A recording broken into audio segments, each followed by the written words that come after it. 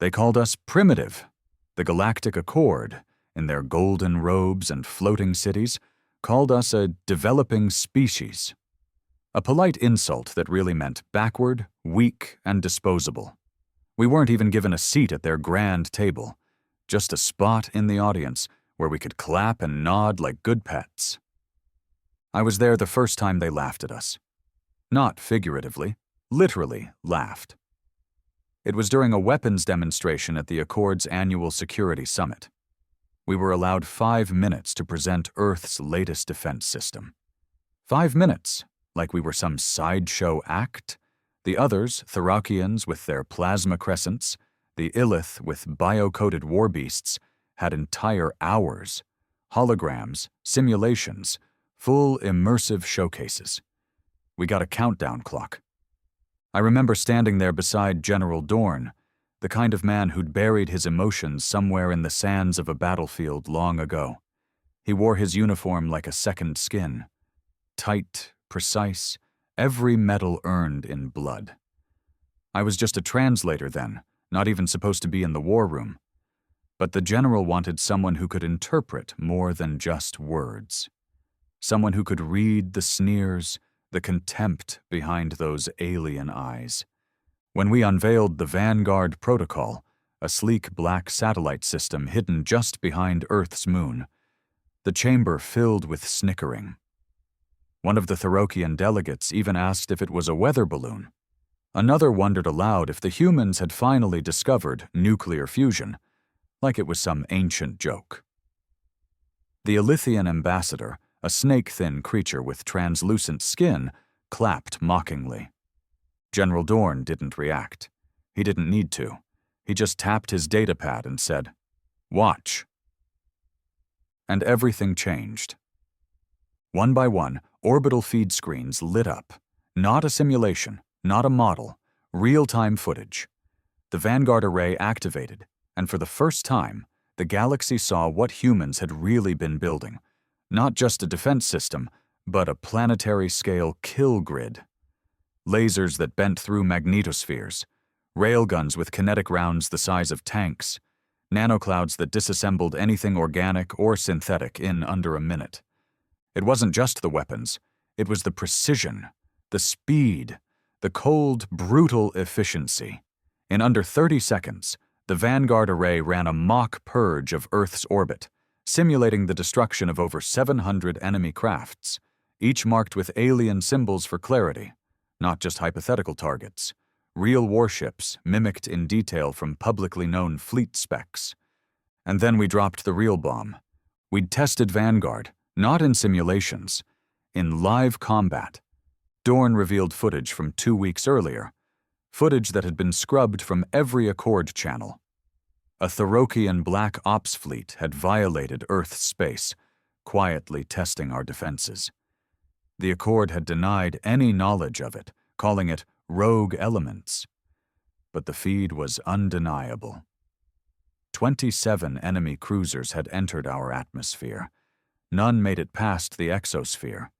They were erased, one after another, with such speed and ferocity that only one transmission was ever sent. A single scream before static. And suddenly no one was laughing. The room fell so silent I could hear my own breath. The same Illithian ambassador who had clapped before now recoiled, his eyes darting to the exits. The Therakian delegate's mouth hung open. Even the mechanical races who weren't supposed to feel fear began recalculating probabilities out loud. Estimated threat rating? Re-evaluating. Human military capacity, non-conventional, high anomaly risk, re-evaluating. And still, General Dorn stood still. "This isn't a threat," he said. "This is a warning." That was the first time I saw what power really looked like, not just in guns and satellites, but in silence, in the absence of arrogance. We didn't need to scream. We didn't need to beg. We showed them the blade, and let them imagine its use. And from that day forward, no one laughed at Earth again. The silence that followed our presentation was deafening. Not because the room was void of noise, but because the usual chatter, the snide commentary, the pompous commentary of races who'd never known real war had disappeared. And in that vacuum of arrogance, the Accord saw something it hadn't expected. Fear. But fear wasn't enough. Because fear fades. It gets questioned, rationalized, turned into myths and misunderstandings. So General Dorn made sure they'd never forget. He uploaded the Vanguard's classified documentation to the Accord's secured systems, details they never expected us to possess. Their first reaction: accusation. "This is stolen technology," barked the Thorokian war minister, his voice trembling beneath his metallic jaw plates. "This level of coordination isn't possible for your species. Your kind only just achieved interstellar propulsion." Dorn met the accusation with an unblinking stare.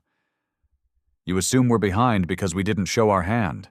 You're wrong. We were watching, quietly, preparing. While you laughed at our rockets, we perfected our satellites. While you sent spies, we mapped your fleets. The worst part for them? It was true. Humans never stopped at convention. We're not the kind to follow galactic norms. We never cared for the Accord's military rankings or their bureaucratic warfare. We didn't build ships for style. We built to kill. Our weapons weren't meant for show. They were created for one purpose: to win. But winning meant understanding more than just the battlefield. It meant knowing the enemy before the first shot, and humans. We were good at watching. Better than anyone expected. I remember what happened next because it changed everything." Dorn turned to me and said, "Initiate Protocol V2. I hesitated, unsure if he was serious. He looked at me with those cold steel eyes. "Now." I typed the command into my tablet. The screens across the Accord chamber flickered, and then came the true unveiling, Earth's military dossiers on every species seated in that room. It wasn't just speculative intelligence. It was precise, ruthless analysis. Weak points in their armor systems, structural flaws in flagship designs, psychological vulnerabilities in command hierarchies. We'd broken their codes, read their logs, listened to their encrypted calls for years without their knowledge. Every power in the room was stripped bare in front of one another. Panic spread fast. The Yultraks, usually stoic and composed, started speaking over each other in rapid bursts. The Vithari, hive-mind strategists known for calm coordination, fractured into confused shouting. The Accord's guards, those smug, golden-armored sentinels, grabbed their weapons in reflex, unsure of where the threat was even coming from. But we weren't done. General Dorn stepped forward and uttered one word: demonstration. It took a second for the chamber's AI system to respond. The floor beneath us rumbled. A hologram emerged, not just a map, but a tactical simulation of an active battlefield. Planet Atora 6, a mining colony jointly owned by 4 Accord nations. A planet we had no official connection to. But the Vanguard did. The simulation showed what happened 3 days earlier. Atora 6 had been attacked by a pirate coalition, a mix of former Accord mercenaries gone rogue. The Council had delayed response. Too far, too expensive, not worth the risk. So Earth intervened. Without warning. Without permission. In under 11 minutes, the Vanguard's command center, orbiting quietly in stealth above Atora 6, deployed its tools. Ground troops were incapacitated through sonic pulse. Airships were knocked from the sky with focused EMP strikes. Not a single building on the colony was touched.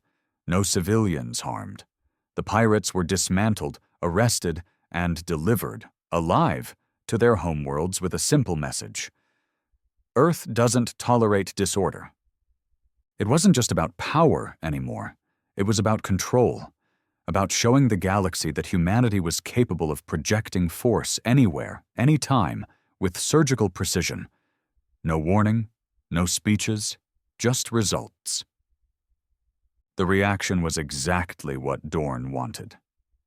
The Vithari hive mind disconnected its diplomatic node and requested a temporary halt in all off-Earth operations.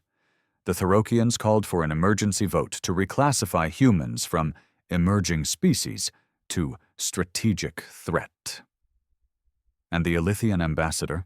He didn't even wait for the meeting to end. He left mid-session, his guards flanking him like prey caught in open space. But it was the Chancellor of the Accord, a fragile-looking being whose species lived longer than most suns, who finally broke the silence. "What is it you want, General Dorn?" he asked. "A seat at the table? Resources? Control?" Dorn's reply was as cold as his stare. "We want respect, and we've earned it. No more lectures, no more restrictions. You don't get to decide what's advanced or who gets access to what. Earth will no longer be your afterthought." It was bold, it was risky, but it worked. The Council had no choice. By the next dawn cycle, humans were granted full membership in the Accord. Not just a symbolic gesture. We were given a voice in the Military Council, access to fleet intelligence, and the right to deploy force under Article 17, defensive overreach. That meant we could intervene in any situation we deemed a threat, even if the rest of the galaxy disagreed. But power has a price, because when you show your hand, even a strong one, you paint a target on your back. And we'd just screamed to the stars that Earth wasn't a child anymore. It was a weapon.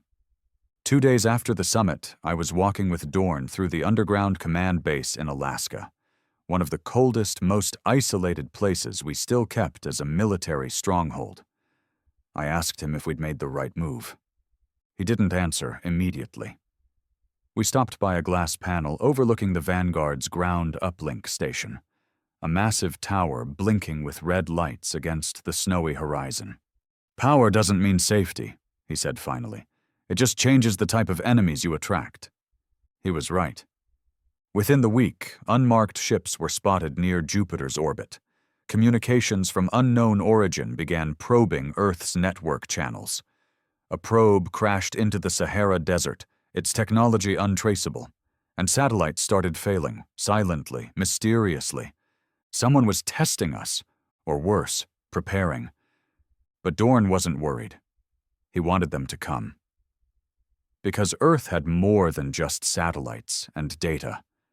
We had soldiers, the kind that didn't make speeches, men who'd bled in real wars, not simulations, who trained in blizzards and deserts, who learned how to kill with silence and patience. And me? I was just the guy who used to translate alien jokes. Now I translated threats. Every signal, every whisper across the stars came to my terminal. And what I saw next made my stomach turn. Because there was one species not at the summit, one no one talked about anymore, a ghost race that the Accord quietly labeled extinct over a century ago. The Jerich. The reason? Classified. But now their signals were back, faint, broken, but familiar. And one message came through, clear as day. In English, not their tongue. Humanity has awakened. The fire returns. Phase 1 begins. I showed it to Dorn that same night. He read it once. Then again. And for the first time since the summit, I saw a flicker of something in his eyes. Not fear exactly, but tension, like a hunter sensing he's no longer alone in the forest. "Looks like they were watching us too," he said. I asked what we should do. He answered with that same brutal calm. "We prepare for war." The first attack didn't come as a fleet. It came as silence. One by one, Earth's outer relays, long-range satellite buoys stationed in the void between star systems, stopped transmitting. No damage, no distress calls, just blank.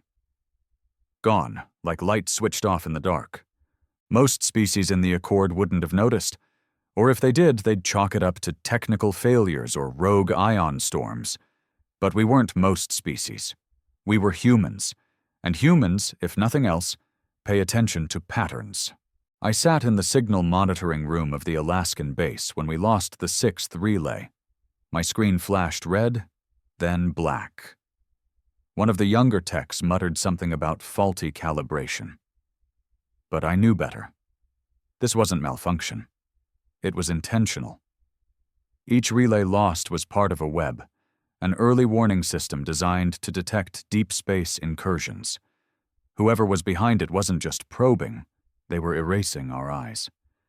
General Dorn entered the room without a word. He didn't need to say anything.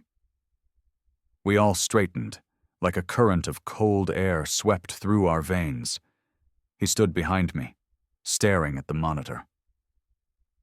3 systems blind. 28% coverage gone, I said quietly. He nodded. Confirm timeline. I hesitated. The pattern suggests coordinated shutoffs every 13.2 hours. If it continues, we'll lose the outer ring in 3 days. Inner defenses compromised within the week. The room went still. Dorn turned and left. No speech, no orders. Just a single nod toward me. Follow. We took the elevator to the black room, a classified chamber beneath the command base, encased in layered steel, electromagnetic shielding, and dead zone AI null zones.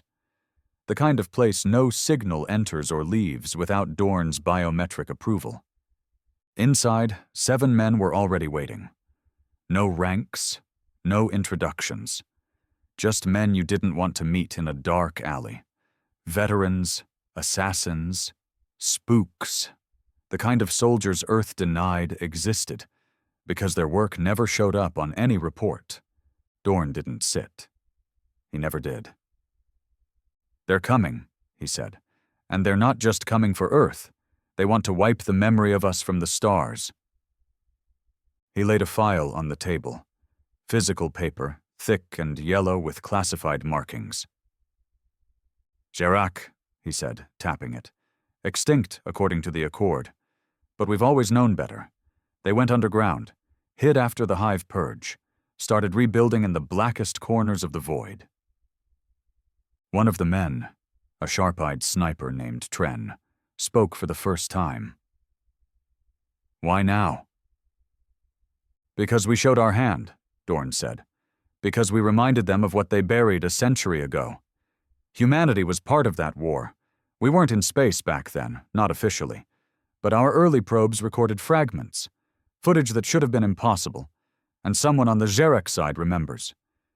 He passed out images, not digital, hard prints, photos taken from old probes, cleaned up through advanced reconstruction, massive structures, floating cities shaped like twisted bone and metal, ships black as void, lined with teeth instead of hulls, and a symbol, like a claw circling a dying star. One of the agents muttered, "Death cult?" Dorn nodded. Worse. They don't want domination. They want silence. A galaxy where nothing breathes unless it obeys. The Accord hid it, covered up the hive war to protect stability, but now they've gone silent. No support, no backup. We're on our own, I said. Dorn looked at me, eyes like cold iron. Number we're ahead. He tapped a hidden console on the table. A new hologram appeared. Earth's real fleet. Not the ceremonial ships we showed the Accord, not the patrol cruisers circling Mars or Venus, but the Black Arks, the silent warships buried beneath the lunar surface. The ghost fleet we built in secret, funded off the books, tested in the deep dark. 72 ships. No windows, no names, just code numbers and armaments that made nuclear weapons look like firecrackers. Plasma coils, quantum detonators, disassembler drones. Built for one purpose: total denial of enemy existence. We launch in 72 hours, Dorn said. Phase 1, locate the source of the relay blackout. Phase 2, test enemy response. Phase 3. He paused. If necessary, execute protocol extinction. That silenced the room. Protocol extinction wasn't a bluff. It was a dead man's order. If an enemy showed signs of total war, Earth would retaliate with zero mercy. Not just military targets, but infrastructure, command centers, even biospheres. We'd never had to use it, until now. I was assigned to Ghost 17, call sign Severance, a heavy assault corvette with 2 Aegis coils and a quantum cloak generator. The crew was only 12, each one a veteran. No rookies, no idealists, just killers who knew why we were there. The launch from Luna Base was silent. No fanfare, no broadcasts. We slipped into the void like shadows, spreading across the outer system like hunters in the woods.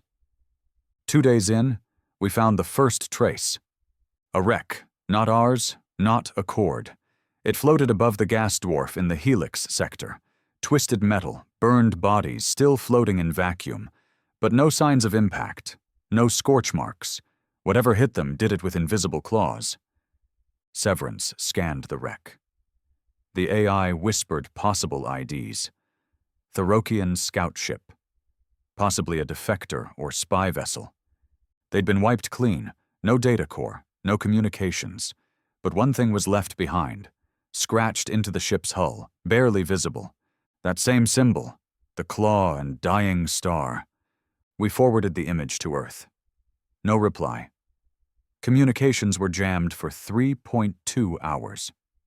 Not by accident. We weren't alone in the dark. Day 5. We entered the Titan Abyss, an old mining zone near the Oort line, abandoned decades ago due to seismic instability. Bullshit. What we found there made blood run cold. 3 Ghost Fleet ships, missing for years, listed as lost to accidents, were floating in perfect formation. But dead. No signals. No power. Just hollow husks, like someone had dissected them. Our sensors picked up biosignatures, not human. Tren, our sniper, and Valen, the engineer, suited up for recon. They boarded the nearest derelict, Ghost 09. Calamity. I stayed on the comms, fingers trembling as I patched into their helmet feeds. It was dark. No lights, just the sound of their breathing, then static. Then, whispers. Not in any language, just sounds, inside their helmets, coming through the sealed comms. Tren screamed first, then silence. Valen's feed stayed open for 6 more seconds. Long enough for us to see the shadow. Tall, bipedal. Wrong. We pulled back. Dorn's voice came through a direct, encrypted line. "You've seen enough. Prepare strike." We didn't argue. Severance locked coordinates. We launched 2 singularity torpedoes into the abyss, not to destroy the ships, but to bury them in a pocket of collapsed space-time, a grave no one could reach. And still, it didn't feel like enough. Back on Earth, alerts were lighting up. Civilian sensors were picking up strange pulses in the atmosphere. Tiny fluctuations in gravity, like something massive had passed by just out of sight. Our skies were being watched. The Jerich weren't launching an invasion. They were playing with us, measuring our patience, testing how far we'd go before we snapped. And Dorn? He snapped first. He initiated protocol ignition. 4 ghost arcs dropped from the edge of the solar system and entered interstellar phase shift. One-way missions. No return. Their orders? Locate Jerich hives, deliver payloads, and burn everything. I didn't know whether to feel proud or terrified, because when humans go to war, we don't play fair. We don't follow rules. We break them, burn them, and in the ashes, we build victory. But for the first time in my life, I wondered, what if we weren't the deadliest things out here? What if the Jerich weren't afraid? What if they were waiting? We thought we understood war. We thought the Jerich were just another enemy with ships, weapons, and a strategy we could eventually learn to counter. But on day 9 of the operation, that illusion died.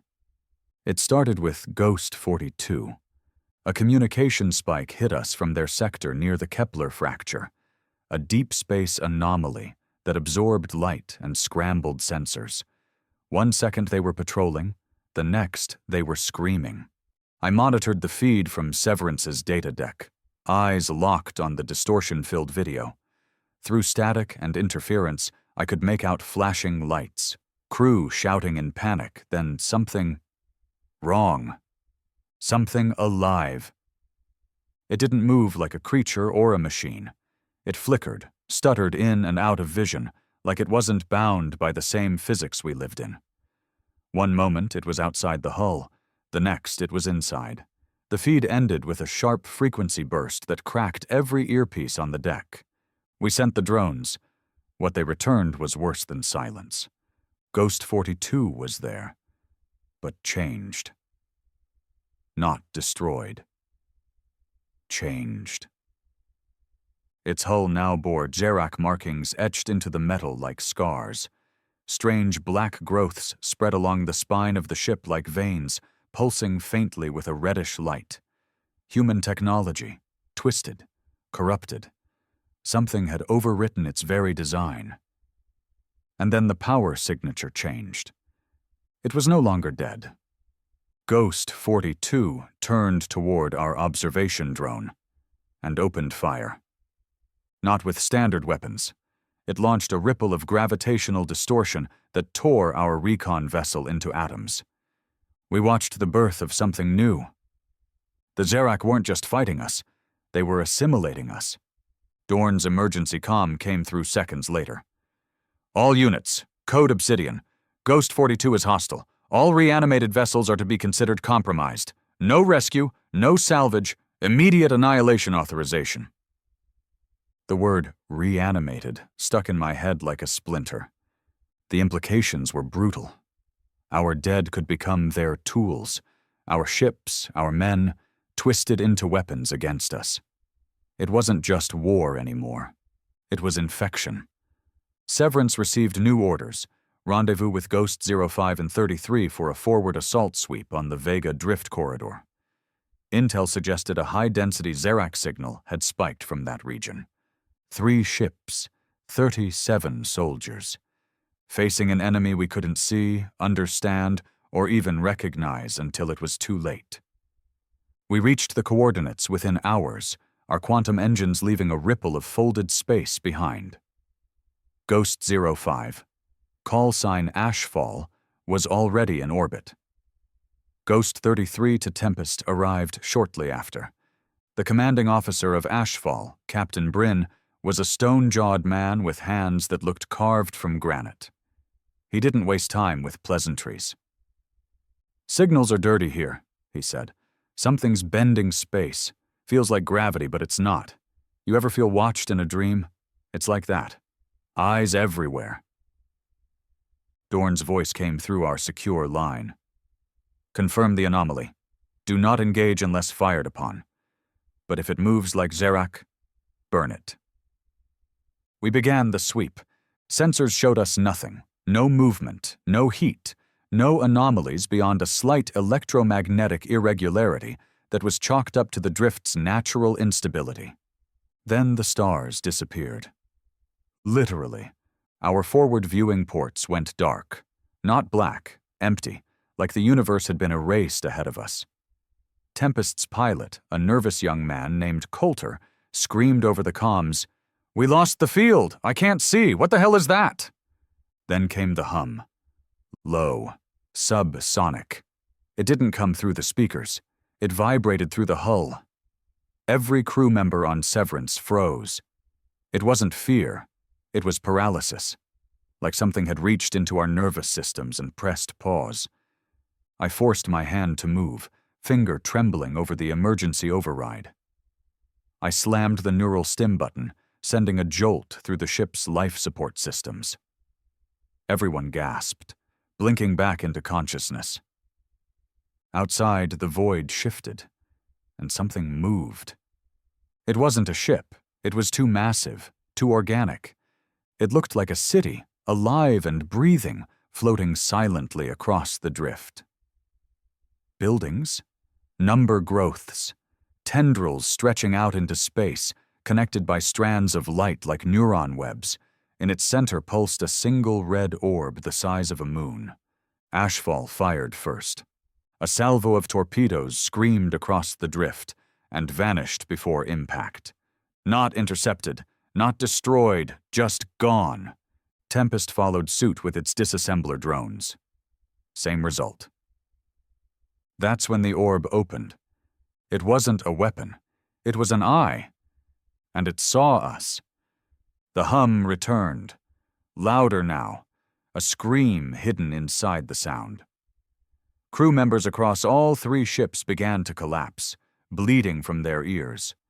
One engineer on Ashfall reportedly clawed his own eyes out before the medical team restrained him.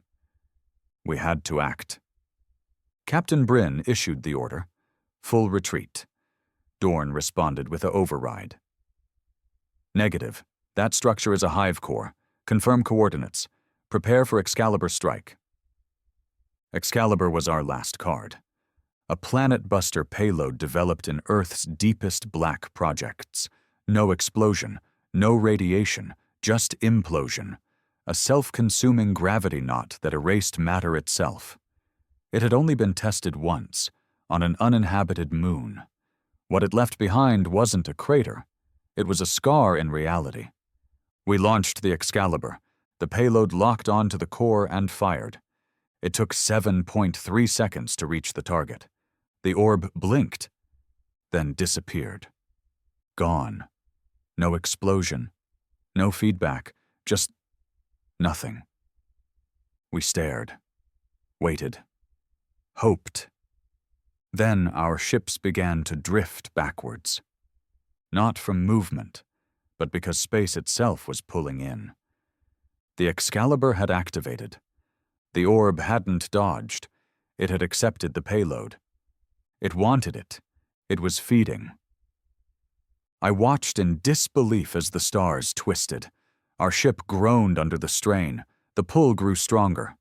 Bryn screamed over the comms. "Shut it down! It's amplifying!" But you don't shut down an Excalibur. You die with it, unless you run faster than reality collapses. Dorn's voice was sharp and cold. Phase shift, now abandon sector. We didn't argue. Severance, Ashfall, and Tempest entered quantum slip simultaneously. Behind us, the drift corridor folded into a singularity, then vanished, like it had never existed. We escaped, but the message was clear. The Jerich didn't just survive our strongest weapon. They used it. Back at Earth Command, the fallout hit fast. The Accord demanded an explanation for the quantum shockwave that rattled systems across 4 sectors. Dorn refused to comment. The Chancellor of the Accord sent a direct order for ceasefire. We ignored it. Humanity had crossed the threshold. There was no going back. Every nation on Earth began full military mobilization. The skies filled with orbital factories producing new warships. Cities went dark as power was rerouted to spaceports. For the first time since the summit, Earth felt united, not by peace, but by survival. And still, no word from the Jerich, until the feeds flickered again. The same symbol appeared, claw and dying star, this time not etched into metal. It was projected across the moons of Saturn, burned into their surface with precision no species should possess. A message followed, one phrase repeated in every language. Your war has begun. Your scream is beautiful. I read those words and felt the chill sink deep. Because this wasn't a war to them. It was art. They studied pain like we studied mathematics. That was the conclusion of the decrypted Jerich signal Earth Command intercepted just days after the Vega drift implosion. It wasn't a message meant for us. It was internal, an echo broadcasted between their hive structures. But once we cracked their spectral coding, the meaning was clear. They weren't interested in resources or territory. They were measuring reactions, Human reactions, fear, despair, resistance, and most disturbing of all, adaptation. We'd fought back harder and faster than any of their previous targets. They liked that. No, they needed that. Like a sculptor needs sharp stone, or a surgeon needs complex tissue. That's when we realized something chilling. This wasn't a war, it was a harvest. General Dorn's face had changed. Still cold, still unreadable. But there was something different now.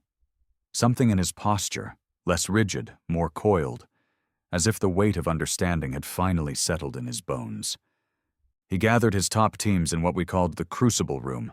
Underground, shielded, no signals, just human minds and their will to survive. I sat closest to the board, still technically the interpreter, but by now everyone knew my role had evolved. I wasn't translating words anymore. I was reading their culture, piecing together the horror. Dorn opened with a question. What do the Jerich want? No one answered. Not at first. Then Tren, the sniper from Ghost 17, broke the silence. Not territory, not conquest. They want identity. I glanced at him, surprised. What do you mean? They mimic, corrupt. They reanimate our tech, our ships, even our dead, he said. But not just to use them. They study us through them. It's how they learn, how they grow. Valen, our recovered engineer, still trembling from the Vega drift mission, chimed in. It's like they don't build anything of their own. They repurpose, but with purpose. They take what you fear most and make it permanent. Dorn nodded. They consume meaning. Pain is their blueprint. Our resistance makes us a masterpiece. He pointed to the holographic projection now floating above the table. A model of Earth, but twisted, marked with red veins, fractal etchings, and Jerich structure nodes planted across the continents. A simulation, not a plan. They'd already envisioned the world as theirs. Project Karen, Dorn said grimly. A captured data fragment from the Vega collapse. A vision of what Earth will become after full integration. The air thickened. Not destruction, not slavery, but transformation. Every forest turned into breathing fungus. Every city, a pulsing hive node. Every body, fuel. And then he showed us something worse. A face. Mine. Projected from Jerich files, reconstructed using fragments of our intercepted communications. My face, twisted, skin pulled into geometric patterns, eyes pitch black, voice layered in static. It spoke only 3 words. We remember you. I stared in horror. They're building a psychological profile, Dorn said. Not of our species, of individuals, of us. They're targeting you, Tren muttered. Why? I swallowed. Because I've been listening, and they know it. The realization was a gut punch. Every word I had translated, every pattern I'd interpreted, they weren't just one way. The Jerich were listening back, learning me, shaping a response through my perception. They were adapting to the translator. That's when the Crucible Room changed focus, from war planning to containment. Dorn gave orders to isolate my comms. No more direct feeds. Everything I read from Jerich data was now through analog mediums. Printouts, handwriting, even drawings. Technology could be corrupted. My mind couldn't. At least, that's what they hoped. But the dreams began anyway. Not nightmares. Worse. Memories that weren't mine. I saw a planet covered in obsidian towers, Jerich homeworld, maybe. I felt the echo of millions of voices, whispering from under the crust. I tasted the cold bitterness of vacuum, as if I had no lungs to breathe. And always, always the phrase, "We remember you." Then came the defector. A ship appeared at the edge of our solar system, small, crippled. sending a weak distress signal using an accord frequency last used during the Hive War, almost 100 years old.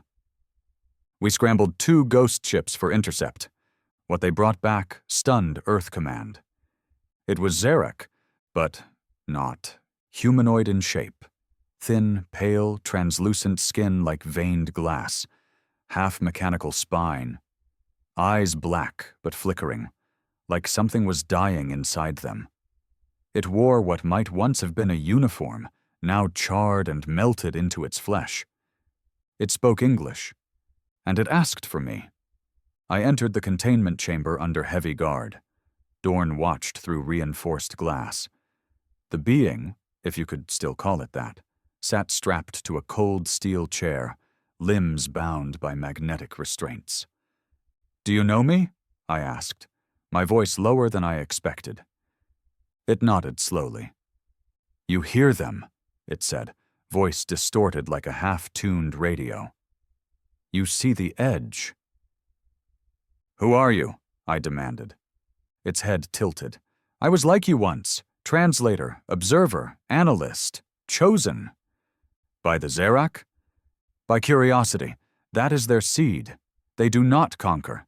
They invade perception. They plant themselves in the understanding of a species." "What do they want with Earth?" Its gaze darkened. "To remember what you forgot." I froze.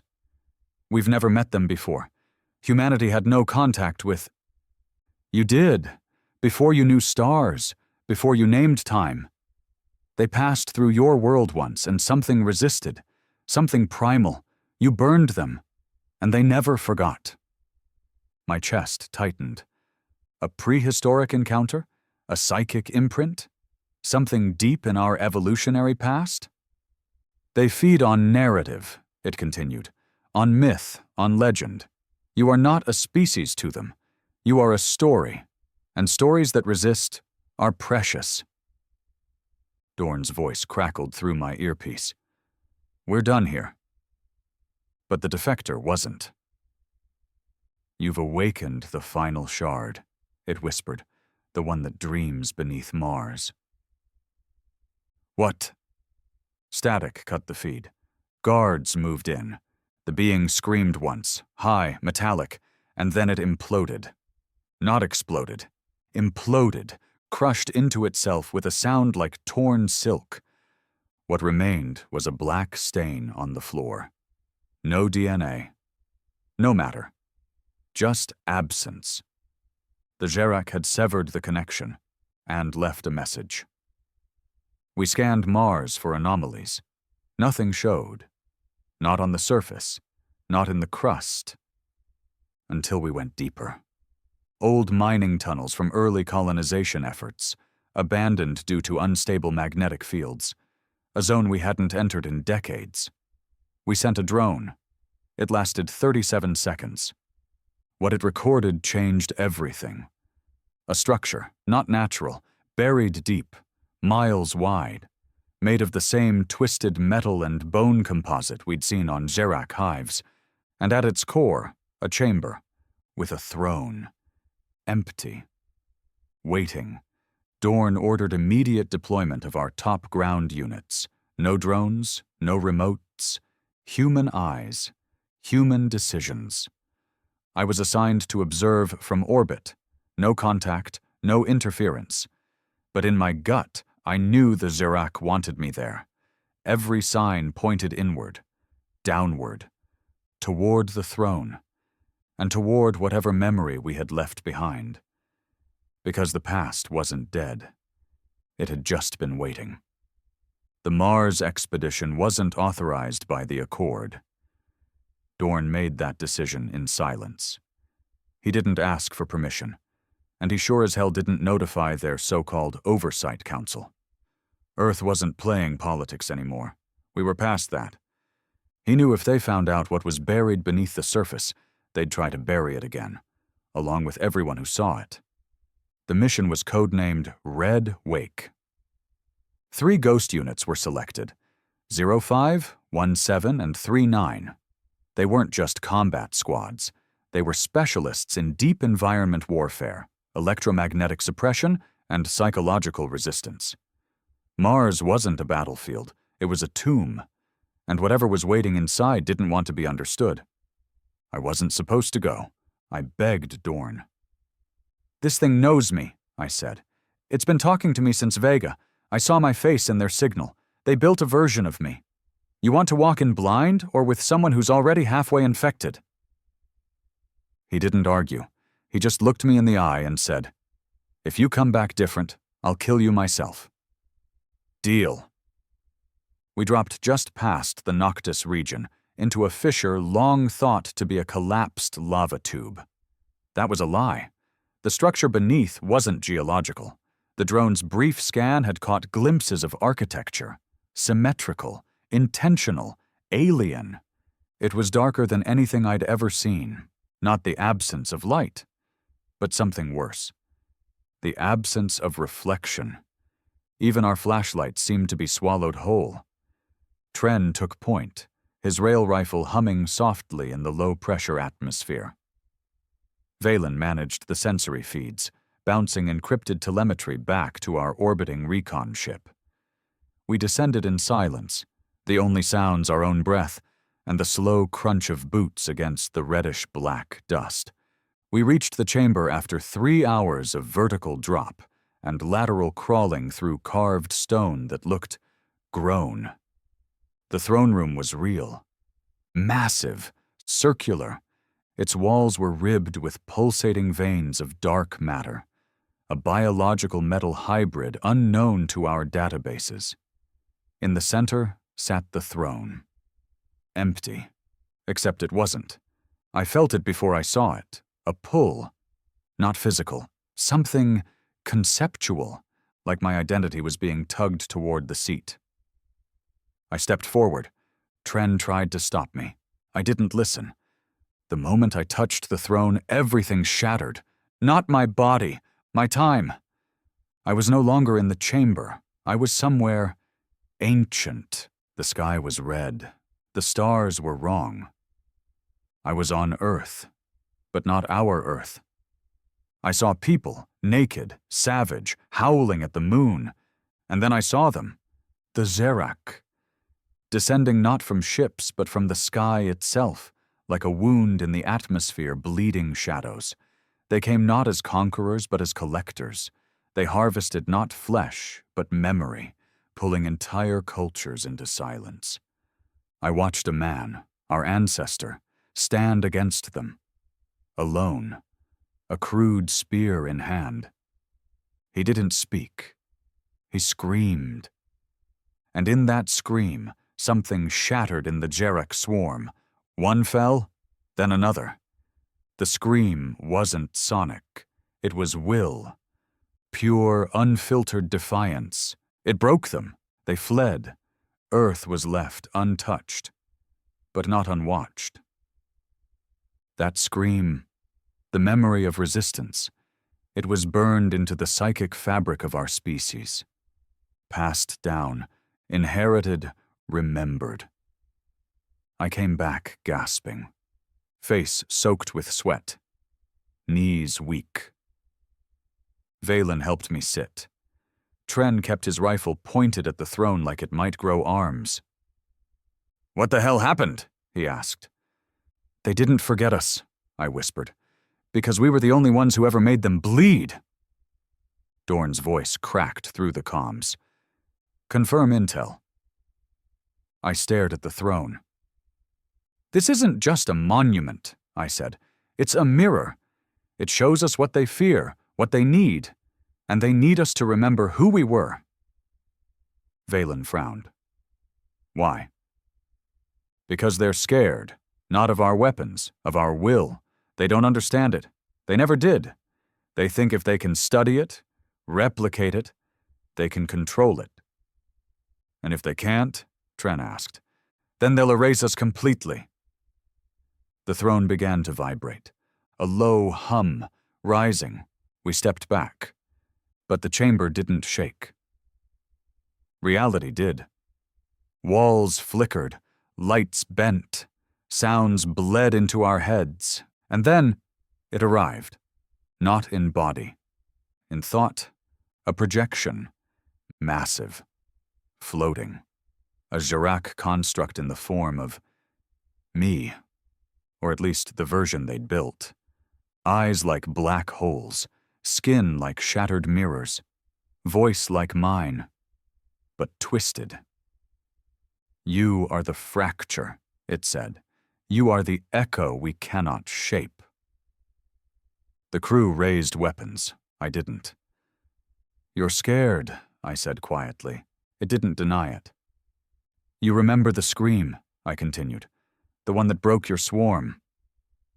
You should not exist, it replied. The scream was meant to fade, but you carried it, hidden, in silence, in war, in grief. My hands clenched. That was it. They didn't understand why we fought. They thought it was for victory. But it never was. It was for grief, loss, rage, pain. That was our strength. The scream came not from pride, but from heartbreak. You want to replicate us? I asked. Try this. And I screamed. Not a sound, a thought, a burst of every death I'd witnessed, every body I'd buried, every ship I'd seen fall, every face I'd lost. I threw it at the projection. The chamber shook. The walls cracked. The throne split in two. And the construct, my shadow, collapsed. Tren shouted, "We've got movement! Full retreat!" We ran. Behind us, the chamber began to collapse, not from explosives, but from memory overload. The throne had been a psychic relay. It couldn't handle raw, unfiltered human grief. We escaped through the tunnels just before they sealed. The upper layers caved in. The entire structure folded into itself. The hive beneath Mars was gone. But its echo? Still inside me. Back on Earth, I was placed in decontamination, psychological quarantine. Dorn personally oversaw every test. I passed them all. Barely. But something inside had changed. Not infected. Enlightened. I understood now. The Jerich didn't want our planet, or our bodies. They wanted our scream. They wanted to tame it. Because in that scream, our grief, our rage, our refusal to break, was the only thing that had ever threatened their control. Dorn didn't wait. He mobilized the Valkyrie protocol. The Ghost Fleet doubled. New weapons were authorized, ones once considered too unstable. AI hybrids, emotional resonance bombs, mind-hacking sonic artillery. No more holding back. No more waiting. Earth was ready to become the monster they feared. Because sometimes, to defeat the darkness, you have to become something darker. The war we were fighting had changed. It wasn't about fleets anymore. Not about guns or technology, or even survival. It was psychological, spiritual, existential. The Jerich weren't just trying to destroy us. They were trying to rewrite us, turn grief into obedience, rage into submission, history into a blank slate. But they'd made one mistake. They gave us time, enough time to remember what made us terrifying, and under Dorn's command, Earth finally decided to stop playing defense. The Valkyrie protocol was never meant for public knowledge. It had been buried deep in black files, too unstable to be tested, too dangerous to be used. A cross-disciplinary nightmare of bioengineering, AI cognition, and psychic feedback. The weapons had no names, just designations. Echelon. 9, a class of orbital artillery that fired memories, broadcasting humanity's worst atrocities in focused beams that shattered enemy coherence. Ether bloom. Planet-seeding mines that turned terrain into semi-sentient traps, absorbing enemy movement and learning it in real time. Gideon Alpha. A singular flagship constructed from decommissioned nuclear cores, fused with a psychic amplifier stolen from a dead Jerich node. Piloted not by crew, but by grief-trained AIs constructed from scanned human minds who died in battle. It was a funeral machine, and it didn't speak. It screamed. I stood aboard Severance, now upgraded, refitted, and placed on the command wing of Valkyrie's main fleet. Dorn himself was present, unusual. He rarely left Earth's atmosphere. But he knew this final act needed leadership. Human leadership. "Target?" I asked. His reply was calm. "They call it the core womb."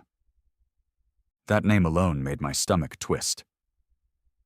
"The source?" I asked. "Their origin," he said. "Their final fallback. We've traced the signals. The hive that controls the others.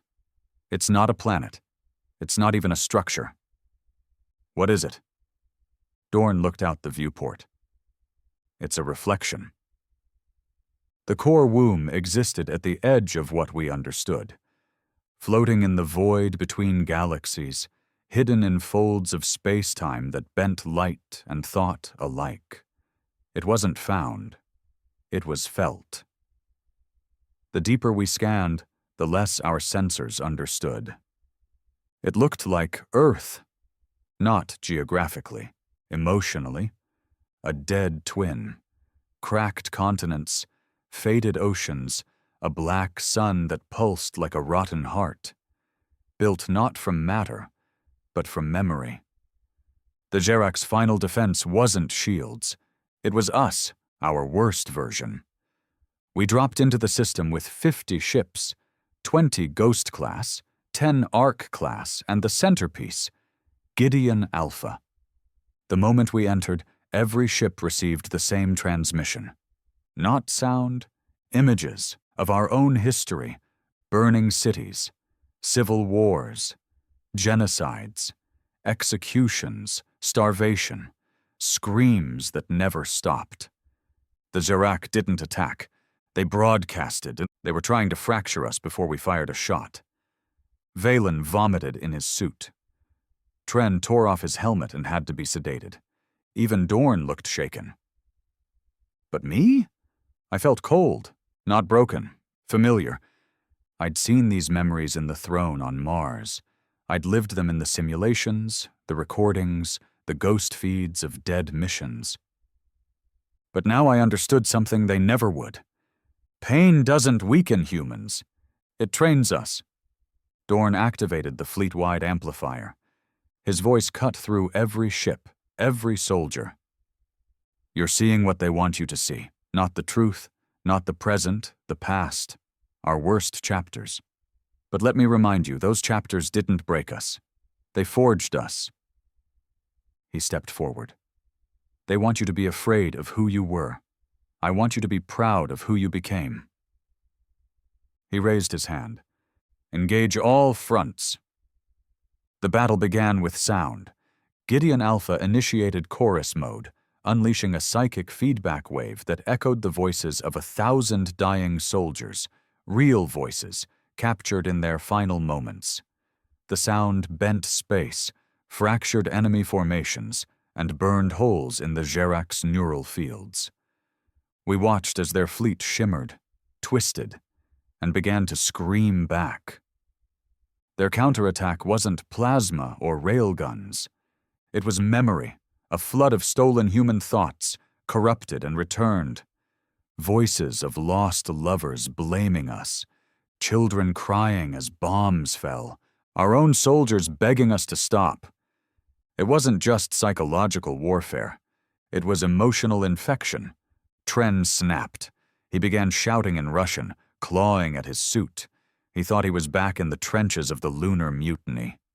Valen dropped to his knees, mumbling something about his brother who died on Callisto Station. I barely held on. Barely. Because the Jerich had finally shown their real weapon.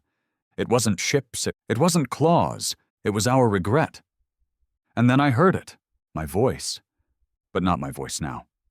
Me as a child. Crying. "Don't let them take Mom, please!" I froze. That memory was private, locked, buried. It wasn't in any file, which meant they weren't just reading data. They were in me. "Dorn," I whispered. "They've accessed us through Mars. The throne wasn't a receiver, it was a transmitter. I brought them in." Silence. Then Dorn said, "Then you'll get them out." "How?" He turned to the console and did something unthinkable. He activated Protocol Severance. The screen went red, a command only I could understand fully. Severance wasn't just our ship. It was a psychic mirror, built to reflect human will back on itself. One last scream loud enough to break even the Jerich's infection. But to activate it, the ship needed a source. A human, not a crew, a core. Dorn turned to me. "You're already infected. You've seen their dreams, felt their echo. You're the only one who can pilot this thing psychically." I stared. "You're asking me to die?" He didn't blink. "I'm asking you to save us." I entered the Severance core. Alone, hooked into the biolink, injected with stabilizers. Brain threaded through psychic relays. They strapped me down and turned on the mirrors. The ship breathed. I felt every death in the galaxy, every scream, every child lost, every soldier broken, every planet burned, every mistake humanity ever made. And I screamed back. Severance lit up like a star going nova. A shockwave of will blasted through the Jerich's core womb. Not a weapon, a reminder. Of what we were, of what we refused to forget. Pain, loss, defiance.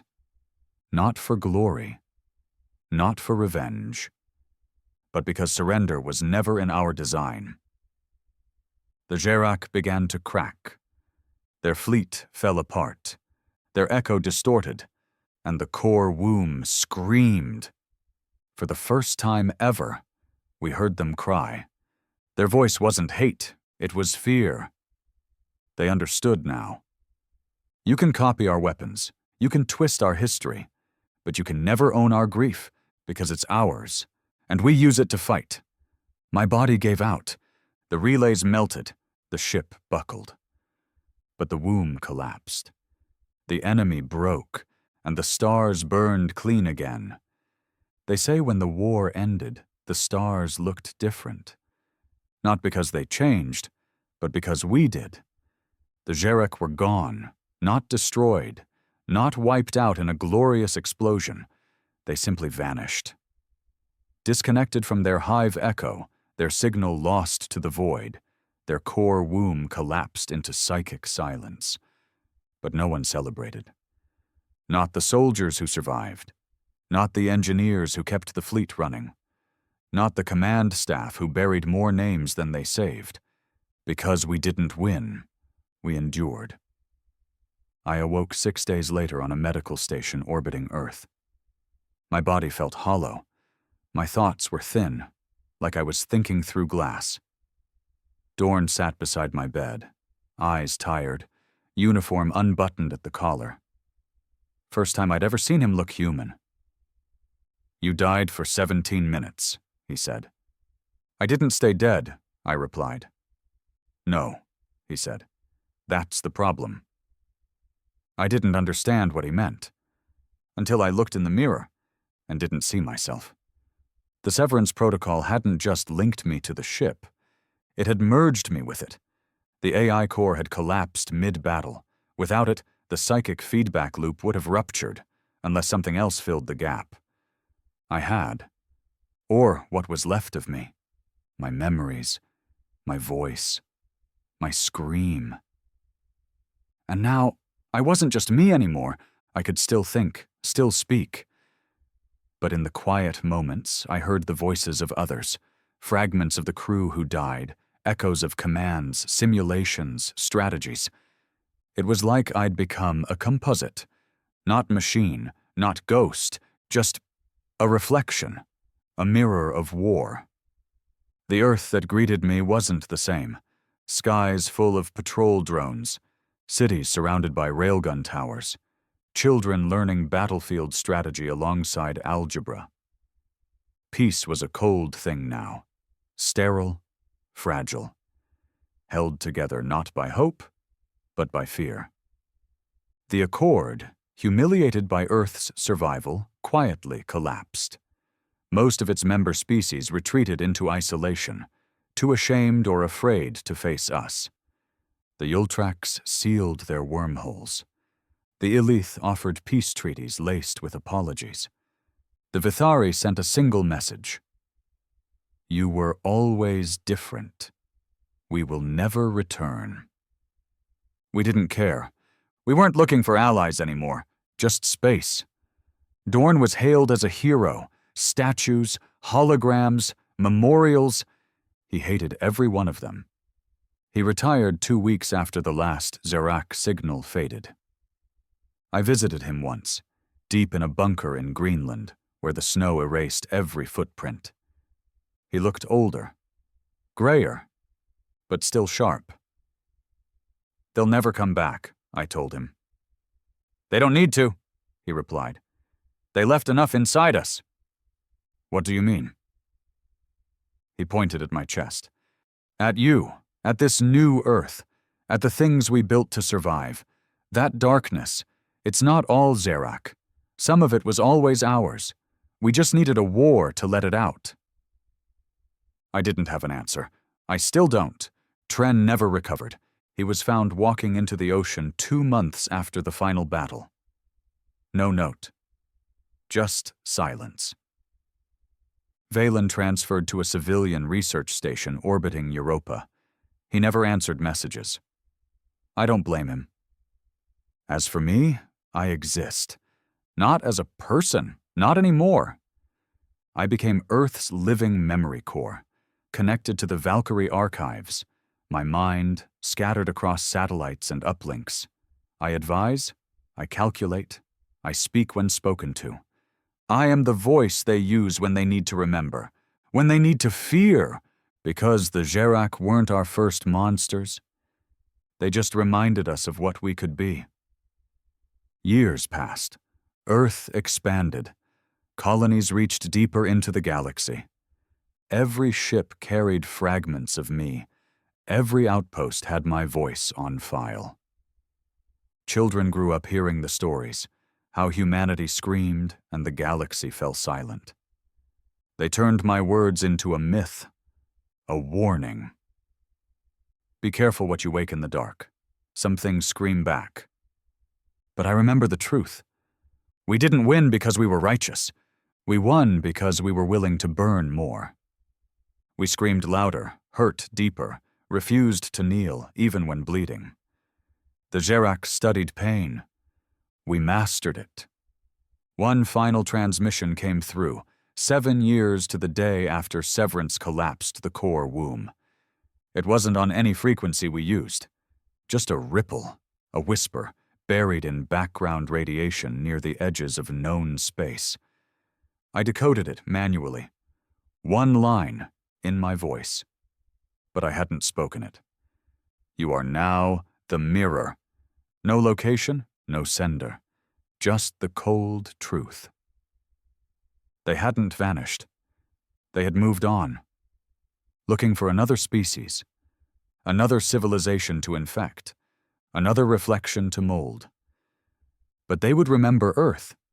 They would remember our scream. And they would never laugh again.